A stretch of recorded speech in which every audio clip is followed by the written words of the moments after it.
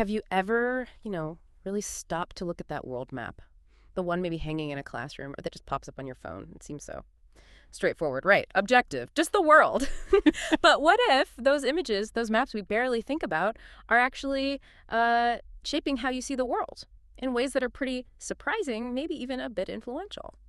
Welcome to the deep dive. Today we're getting into something fascinating. It's a really bold campaign aiming to literally change how we see the world. We're talking specifically about the standard world map we all use, and there's a big push for change, led by a major international body. So our mission here is to unpack why the map most of us know, the Mercator projection, is seen as problematic, and then what's this proposed replacement, Equal Earth? What does it offer? And how were groups like the African Union spearheading this whole movement? We've gathered insights from places like Reuters, The Guardian, financialifric.com, and some excerpts from a piece called Mapping Africa's Rightful Place, the Equal Earth Campaign. Let's dive in. Okay, let's start with the map we all recognize, the Mercator projection. It's been the standard for centuries, hasn't it? You see it everywhere, old atlases, classroom walls, even, like embedded in apps. It's just sort of there in our heads as the map. Right. But its widespread use kind of hides why it was made in the first place. That's absolutely right. The Mercator projection, created way back in the 16th century. It wasn't designed, not at all, to show accurate land size. Its main purpose was super practical for the time, navigation, sailing. It was revolutionary because it kept the angles true. So if you were a sailor charting a course, drawing a straight line on the map worked. Hugely useful. But, and this is the key thing, while it nailed those angles, it came at a cost, a big cost to accurately showing land area. It massively distorts the size of land masses. You see it most dramatically near the poles. Greenland looks enormous, right? Europe, too, seems bigger than it is. But then regions near the equator, Africa, South America, they get visually shrunk. They appear much, much smaller relative to their true size. And look, this isn't just some technical detail for map nerds. As officials from the African Union and the campaigners point out, these visual biases aren't neutral, not at all. They argue these distortions kind of seep into education, media, and policy. It subconsciously shapes how people rank importance, or just the perceived size, of different parts of the world. Campaigners argue it goes further. It can subtly affect things like investment, aid decisions, even maybe how news outlets prioritize stories based on how big a place looks on the map. It ends up reinforcing these existing global power dynamics, often without us even realizing it's happening. Wow.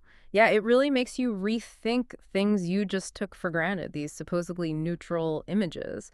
And this idea that the map itself shapes our view, that's really the heart of this whole movement, isn't it? But, okay, someone might say, even with the distortions, doesn't Mercator still have some use? Maybe for its original purpose, navigation? How does the campaign address that? That's a fair point.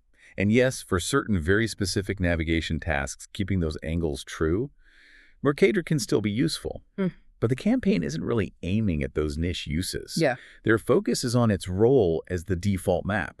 The one everyone sees in classrooms, in the news, in general discussions about the world. That's where the area distortion has this bigger and arguably damaging impact on how we understand the planet and the relative importance of places. The issue is taking a tool designed for one very specific thing and making it the universal picture of our world. Right, okay. And it's precisely that awareness, that subconscious impact that's brought in a major player like the African Union. They've formally backed this campaign, haven't they? Pushing to move away from Mercator in schools, government, international bodies. Yes, exactly. And for the AU, this is more than just getting the map technically right. It's deeply symbolic. Selma Malika Haddadi, the AU Commission Deputy Chairperson, put it very clearly. She framed it as part of reclaiming Africa's rightful place on the global stage. She argued pretty explicitly that Mercator's distortions feed into perceptions of Africa being marginal, less significant. So from their perspective, it's about correcting this long-standing visual story that has frankly misrepresented Africa's true scale and importance. Okay, so if Mercator has these big issues for just like general understanding, what's the alternative they're pushing for? What's this potential new standard? Well, the main proposed solution is called the Equal Earth projection. It's quite new, actually, introduced in 2018 by 3 cartographers, Bojan Avri, Tom Patterson, and Bernhard Jenny. What it is, fundamentally, is an equal area map. It's what they call a pseudo-cylindrical projection. Its main feature, its big selling point, is that it shows the relative sizes of land masses accurately. But it also tries to look familiar. It has that rounded world shape kind of inspired by the Robinson projection, which many people have seen. Now, it's important to be clear. Equal area doesn't mean perfect. You can't flatten a sphere onto a map without some kind of distortion. It's impossible. So Equal Earth, like any projection, makes trade-offs. It gives up some accuracy in shape or local angles to keep the areas true to scale. But the whole point is to give a much fairer sense of scale across the globe. And the classic comparison really drives it home. Africa's land area is enormous, about 30.3 million square kilometers. Greenland, it's about 2.16 million. That means you could fit roughly 14 Greenlands inside Africa. 14. That's completely different from the visual impression you get from a lot of Mercator maps. 14. Wow. That is, yeah, that's a stark difference. It's hard to unsee that once you know it. But you mentioned trade-offs. So while Equal Earth gets the area right, what does it give up? Are the shapes noticeably distorted or? Good question.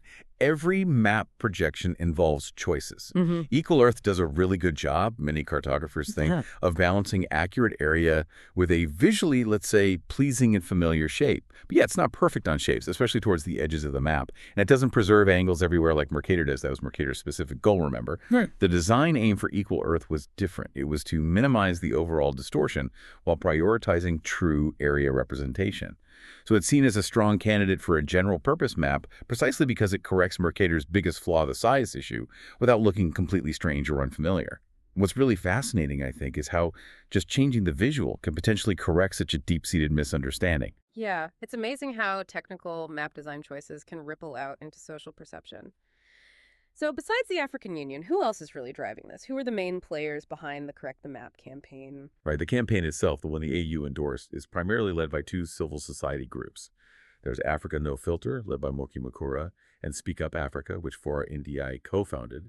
And they've got public backing from others too, like the Caribbean Communities Reparations Commission, CARICOM.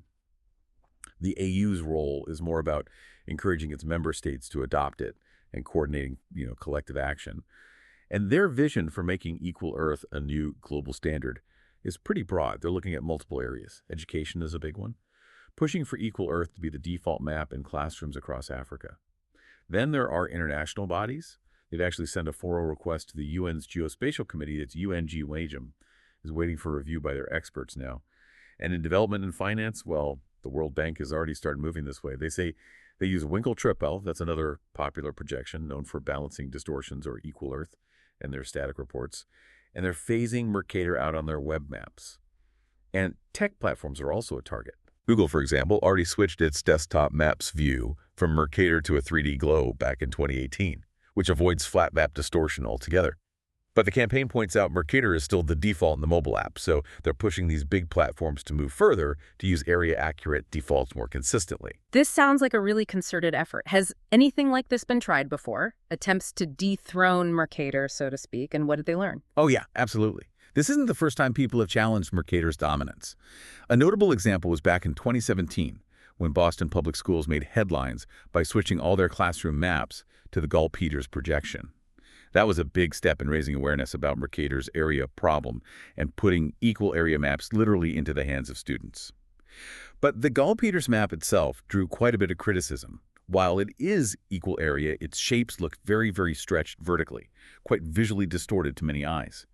So the key lesson, maybe, and why Equal Earth might have a better shot, is its design philosophy.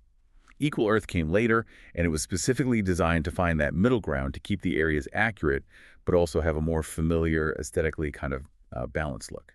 It avoids the extreme shape distortion of Gall-Peters, making it potentially more palatable, more acceptable as a broad standard for people used to traditional maps. It tries to hit that sweet spot. Right, it tries to bridge that gap between accuracy and familiarity. So, wrapping this up, what does this all mean for you listening? This whole deep dive really drives home that maps aren't just pictures, they're powerful tools. They shape how we understand the world, and this campaign really highlights that ongoing effort to make sure those tools reflect reality, well, more accurately. Absolutely. Hmm. And if you connect this to the bigger picture, it really makes you think, doesn't it? It raises this important question about how these visuals we see all the time, these deeply ingrained representations, can subtly influence how we perceive global power, importance, significance.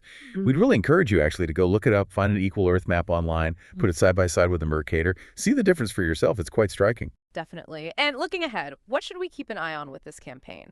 Well, first, watch how quickly AU member states actually adopt Equal Earth. in schools, in official documents? Also, what will the UN's Geospatial Committee, UNGGOM, say? Their response could be really influential. And finally, will we see those big tech platforms, the Googles of the world, and other major organizations really start to shift? Will Equal Earth, or maybe similar projections like Winkel-Tripel, become the new normal, the new default world map we see every day? It'll be fascinating to watch.